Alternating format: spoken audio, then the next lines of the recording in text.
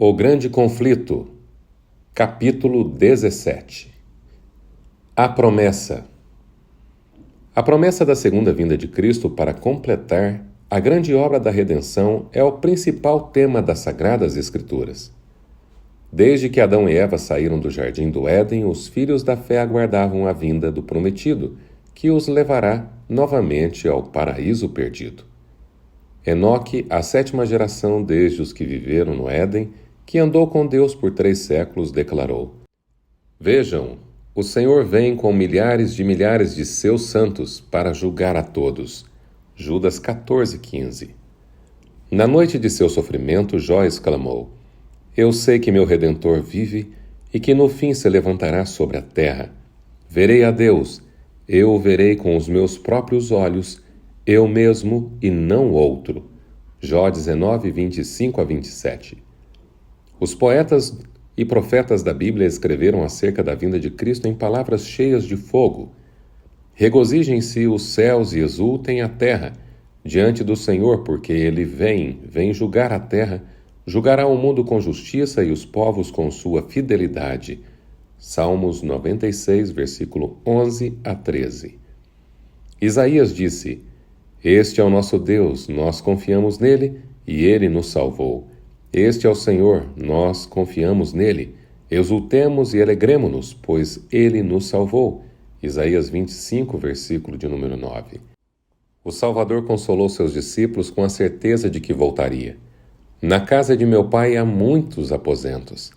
Vou preparar-lhes lugar. E se eu for, voltarei e os levarei para mim. João 14, versos 2 e 3. Quando o Filho do Homem vier em sua glória, com todos os anjos, assentar-se-á em seu trono na glória celestial. Todas as nações serão reunidas diante dele. Mateus 25, 31 e 32. Anjos repetiram para os discípulos a promessa do retorno de Cristo. Galileus, por que vocês estão olhando para o céu? Este Jesus que dentre vocês foi elevado aos céus voltará da mesma forma como o viram subir. Atos 1, verso 11.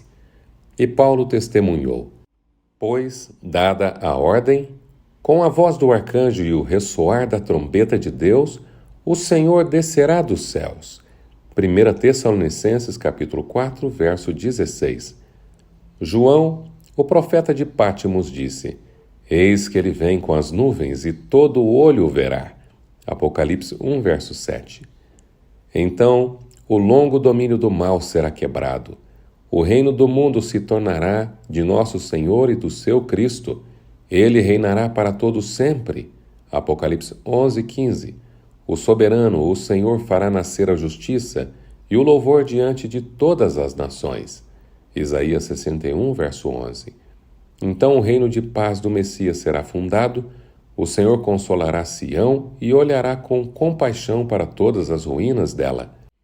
Ele tornará seus desertos como o Éden, seus ermos como o jardim do Senhor. Isaías 51, verso 3. Em todas as eras, a vinda do Senhor tem sido a esperança de seus verdadeiros seguidores. Em meio ao sofrimento e à perseguição, a gloriosa manifestação de nosso grande Deus e Salvador Jesus Cristo era sua bendita esperança.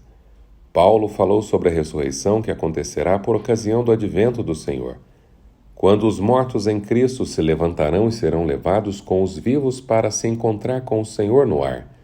E assim, diz ele, estaremos com o Senhor para sempre. Consolem-se uns aos outros com estas palavras. 1 Tessalonicenses capítulo 4, 17 e 18. Em Pátimos, João, o discípulo amado, ouviu a promessa: Sim, venho em breve. E sua resposta é a oração da igreja: Amém. Vem, Senhor Jesus. Apocalipse 22, verso 10. No calabouço, na fogueira e na fornalha, onde cristãos fiéis e mártires testemunharam da verdade, ecoa pelos séculos a expressão de sua fé e esperança. Um desses cristãos disse: Tenho a certeza da ressurreição pessoal de Cristo e, consequentemente, da nossa ressurreição por ocasião de sua vinda. Eles, por esse motivo, desprezavam a morte e estavam acima dela. Os valdenses nutriam a mesma fé. Wycliffe, Lutero, Calvino, Knox, Ridley e Baxter olhavam com fé para a vinda do Senhor. Essa era a esperança da igreja na época dos apóstolos, da igreja do deserto e dos reformadores. A profecia não só prediz o modo e o propósito da segunda vinda de Cristo, como também nos diz como podemos saber que esse dia está próximo. Haverá sinal no sol, na lua e nas estrelas. Lucas 21, 25. O sol se escurecerá e a lua não dará sua luz. As estrelas cairão do céu e os poderes celestes serão abalados. Então se verá o Filho do Homem vindo nas nuvens com grande poder e glória. Marcos 13, 24 a 26. Foi assim que João, o revelador, descreveu o primeiro dos sinais que antecedem o segundo advento. Houve um grande terremoto. O sol ficou escuro como tecido de crina negra. Toda a lua tornou-se vermelha como sangue. Apocalipse 6, versículo 12. O terremoto que abalou o mundo. Essa profecia se cumpriu em 1755, no mais terrível terremoto já registrado. Conhecido como Terremoto de Lisboa, atingiu a Europa, África e América. As pessoas o sentiram na Groenlândia, nas Antilhas, na Ilha da Madeira, Noruega, Suécia, Grã-Bretanha e Irlanda. Abrangeu uma área de no mínimo 10 milhões de quilômetros quadrados. Na África, o abalo foi quase tão grave quanto na Europa. A maior parte da capital da Argélia foi destruída. Uma onda gigantesca varreu a Espanha e a África, engolindo cidades.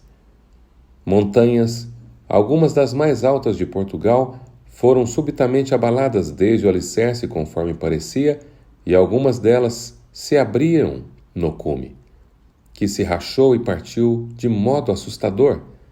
Partes imensas foram jogadas para baixo dos vales próximos. Algumas pessoas contam que viram chamas saindo dessas montanhas. Em Lisboa, houve o barulho de um trovão subterrâneo e logo em seguida um terremoto violento derrubou a maior parte da cidade. Em apenas cerca de 6 minutos, 60 mil pessoas morreram. O mar primeiro recuou e deixou seca a faixa de areia.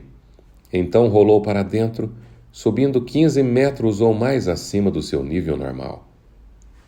O terremoto aconteceu em um dia santo, no qual as igrejas e os conventos estavam repletos de pessoas. Bem poucos escaparam. O terror das pessoas foi indescritível, ninguém chorou. Era maior que as lágrimas. Elas corriam de um lado para o outro, frenéticas em horror e perplexidade, batendo no rosto e no peito, clamando: misericórdia! O mundo está acabando! As mães se esqueciam dos filhos e corriam em volta com imagens de crucifixos. Infelizmente, muitos correram para as igrejas em busca de proteção e inutilmente tentaram ficar perto do pão e do vinho. Em vão, as pobres criaturas abraçaram os altares. Imagens, padres e a população foram enterrados na mesma ruína comum.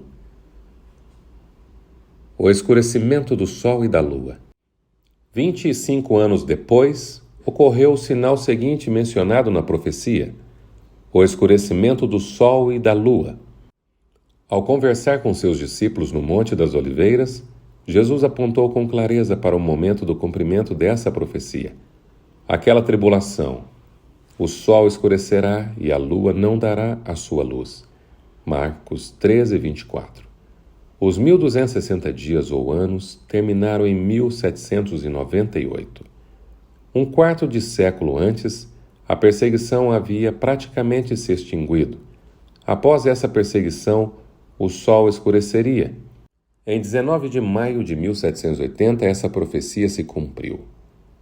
Uma testemunha de Massachusetts descreveu o acontecimento da seguinte maneira: uma nuvem negra e densa se espalhou por todo o céu, com exceção de uma pequena borda no horizonte, e ficou escuro como normalmente acontece às 9 horas de uma noite de verão. Temor, ansiedade e pavor aos poucos encheram a mente das pessoas. As mulheres ficaram às portas, encarando a paisagem escura.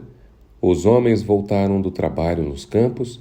O carpinteiro deixou suas ferramentas, o ferreiro sua oficina e o comerciante o seu balcão. As escolas dispensaram os alunos e as crianças correram com medo para casa. Viajantes pediram abrigo na fazenda mais próxima.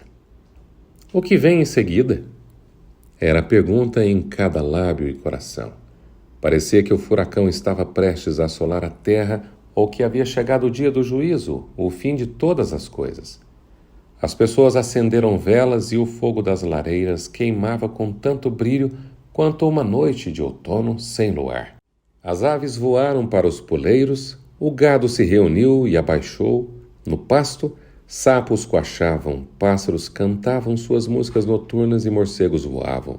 Mas os seres humanos sabiam que a noite ainda não havia chegado. Congregações se reuniam em muitos lugares. Os textos dos sermões improvisados em todos os lugares eram aqueles que pareciam mostrar que as trevas eram o cumprimento de uma profecia bíblica.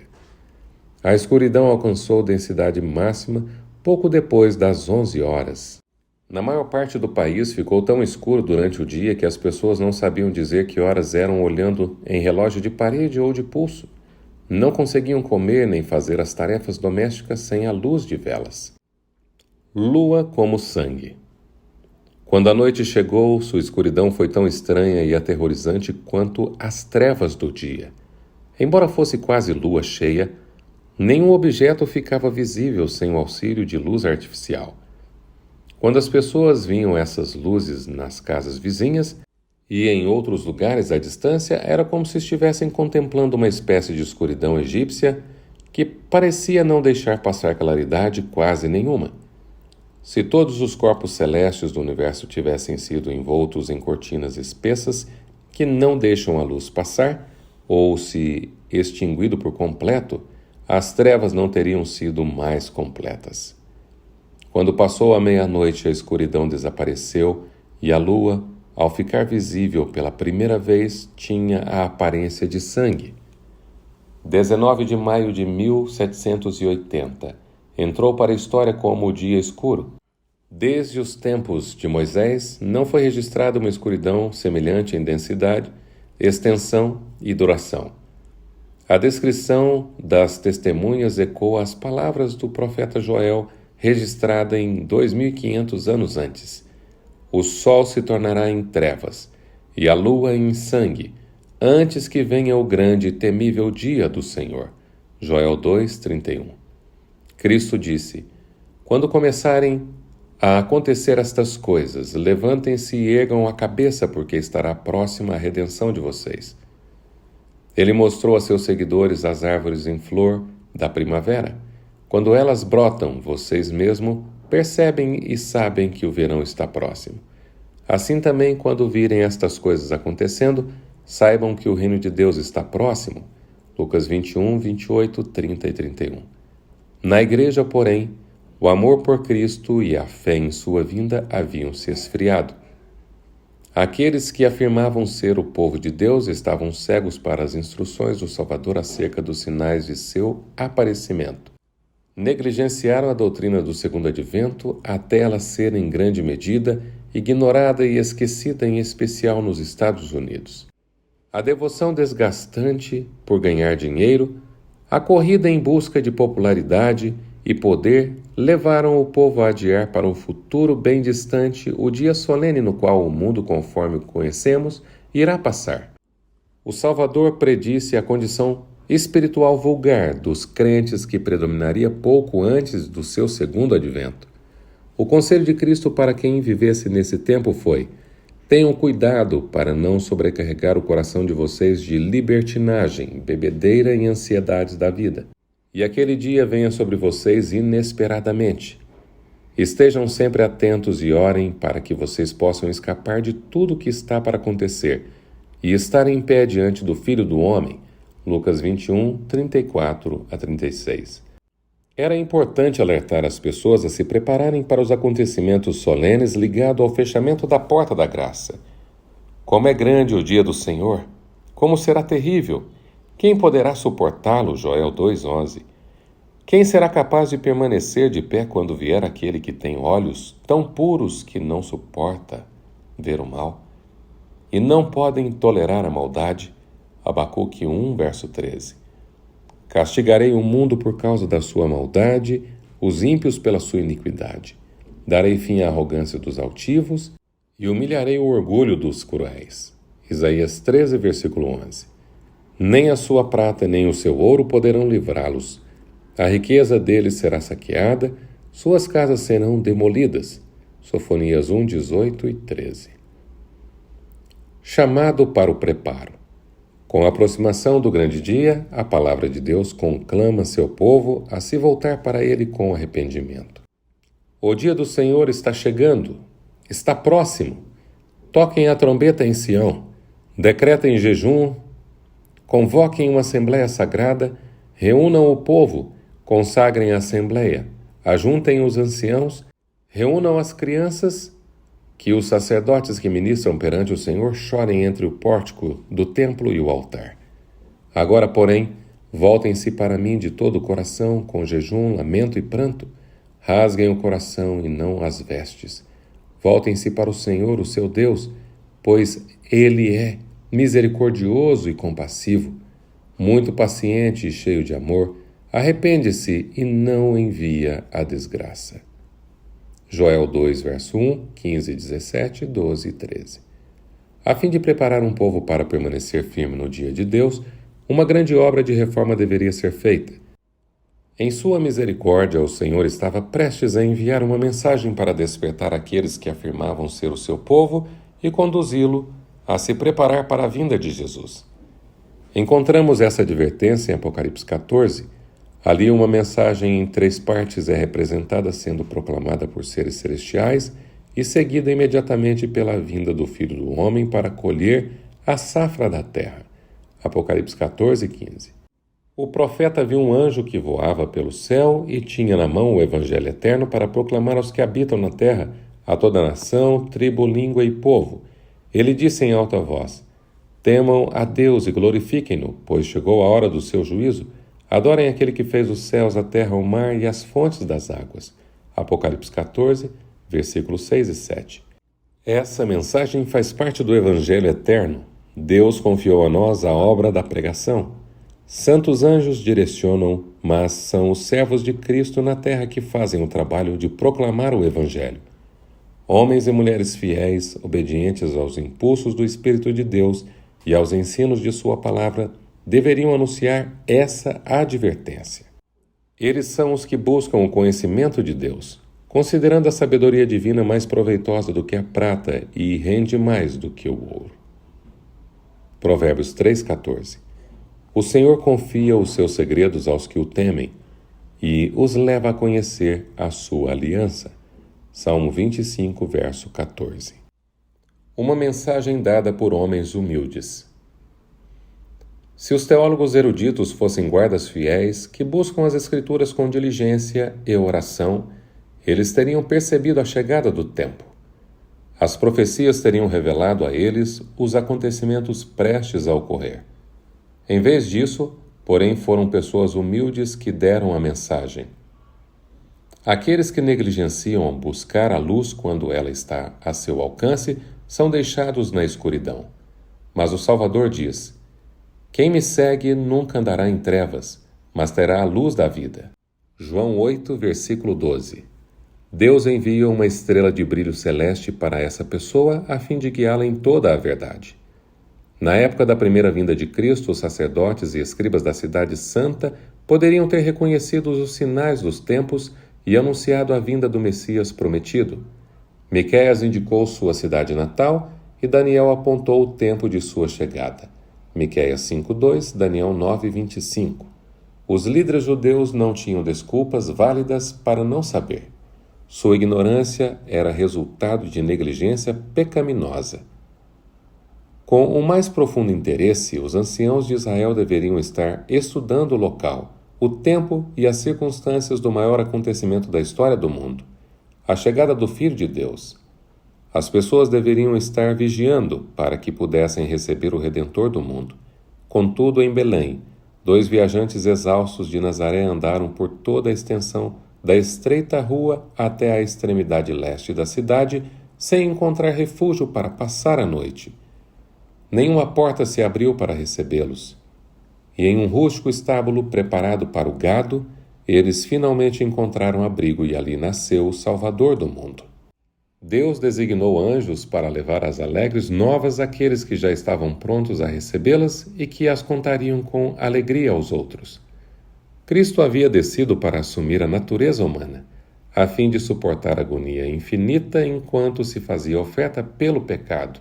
No entanto, os anjos queriam que o Filho do Altíssimo, mesmo em sua humilhação, aparecesse perante o mundo com dignidade e glória compatíveis com seu caráter.